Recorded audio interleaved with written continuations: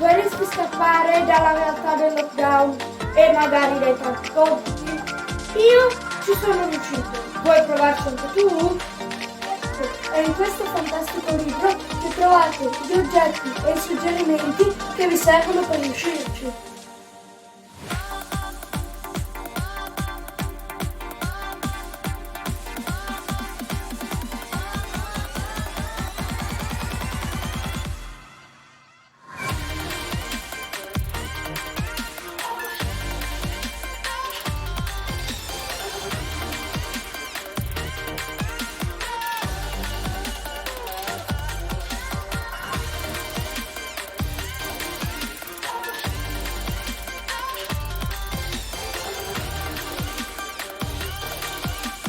Ecco qua, sono riuscito.